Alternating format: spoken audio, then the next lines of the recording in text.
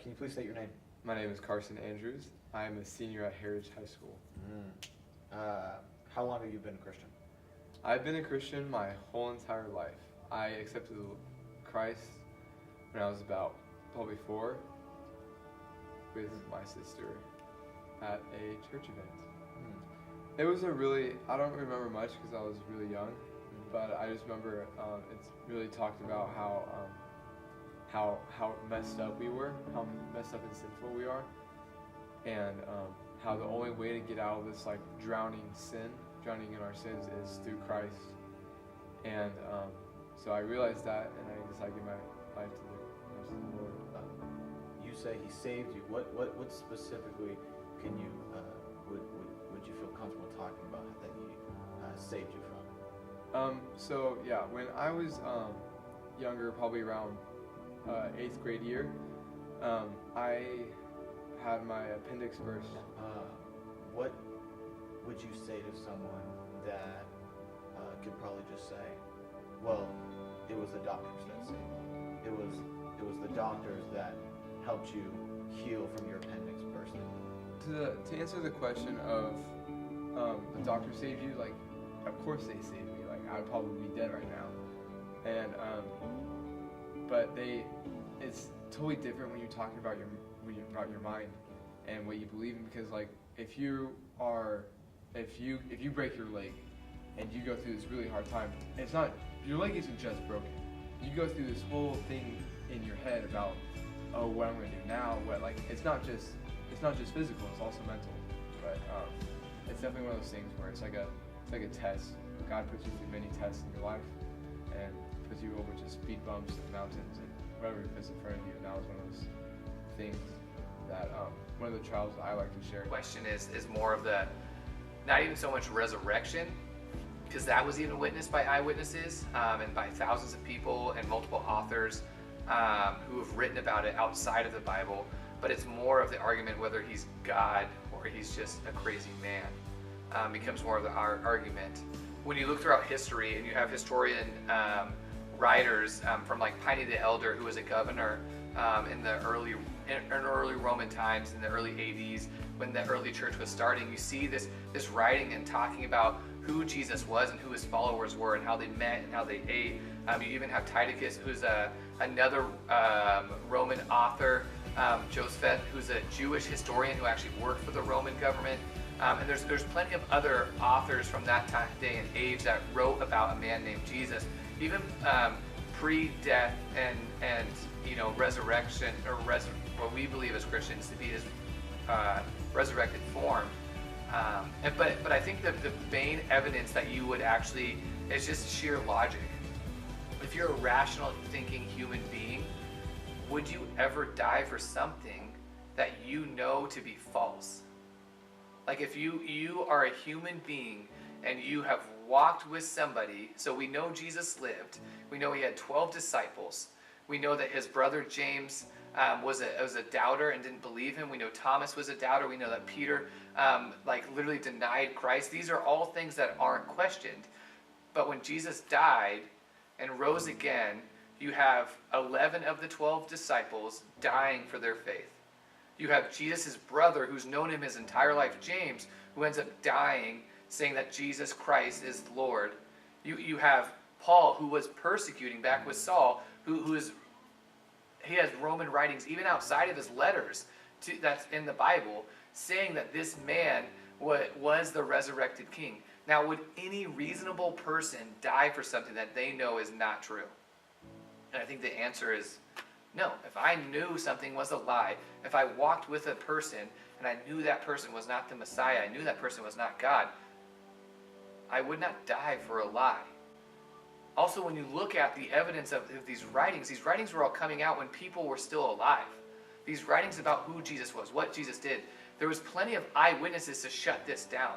There's plenty of eyewitnesses to say, no, this is false, this isn't real teaching. But yet, it grew, and it grew like wildfire. I mean, the church doesn't grow from 12 to 70 to 500 to thousands to millions to being one of the largest religious organizations. I mean, it grew in a span of 5 years to millions of people. I mean, so when we look at it and you look at the historical facts that the Bible being a historical book, you look at other historical writings from that day and age, I don't see how you reasonably can't argue that there was a man named Jesus and there was a man who died and rose from the dead. The question I think ultimately becomes is this man God or is this man crazy? Debate, and it's highly talked about. Why is there a need to have 4 different accounts of the gospel or accounts of Jesus' life? What would be your opinion on that in that sense? Yes, here's a good observation. So let's say I take 4 friends to Disneyland. They're close friends. I just picked them to go on this trip. It was like a 3-day long trip. We go down there and we all experience the same. We go on the same rides. We go to the same restaurants. We do all the same things together. We come back home and ask them, "What do you remember about the trip?" Odds are they're going to remember maybe one thing a little bit differently. Or like, "Oh, remember when you had the hot dog and said fries?" Like, "Oh, that's right. That happened because that meant more to you in that moment. And that was your perspective of the event. That will be, you remember that a lot quicker." Or maybe one of the other friends will say, "Oh, but I remember the rides," or "I remember the music, I remember that." It's kind of a loose illustration, but here's what I mean by that. So you have 4 writers of the Gospels, Matthew, Mark, Luke, and John. Matthew and John were disciples that were with Jesus the entire time. Luke was a doctor who wasn't a disciple, but he wrote about it. He's a historian, and what happened. They all lived and followed Jesus for 3 years. They all saw the miracles. They all experienced Jesus in very similar ways, and yet they wrote these books for different reasons. It's just they don't contradict each other, but because it's their own experience of it, this is what I'm going to emphasize. There are sometimes stories that are in 1 or 2 of the Gospels that aren't in others.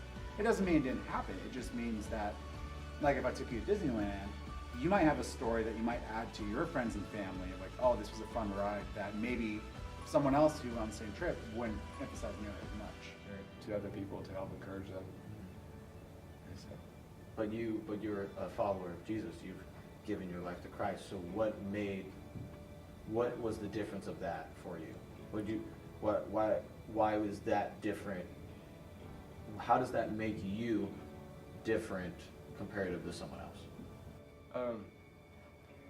Well, I think that since I had God with me at that time, and I mean, God's everywhere. God's always going to be everywhere for the end of time. And I think that it makes my story a little bit different than, like, let's say a non-believer, is because I had that support. I knew that God was with me, and I had that peace that I'm not going to fall in depression and stuff like that, because I know God is with me. God is enough for me, and so I think that's one of the biggest things is that that sets it apart from like a non-believer. Yeah. There's a lot of people that, no matter what kind of evidence that you show, that there's still a small element of faith. That's that you could give the most amount of evidence possible to show this happens. And I think that God in His sovereignty and His providence has given us a wealth of information to show the resurrection happened. Because if it didn't happen, Paul says that we are the most pitied and stupidest people ever. And people should feel sad for us because we follow a dead God.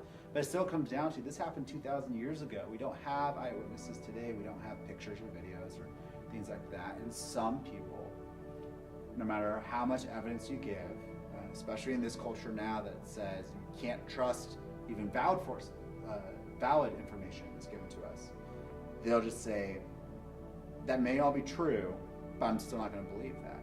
And those are the people that, in my line of work as a pastor, that my heart breaks for, because I can't show them anything more.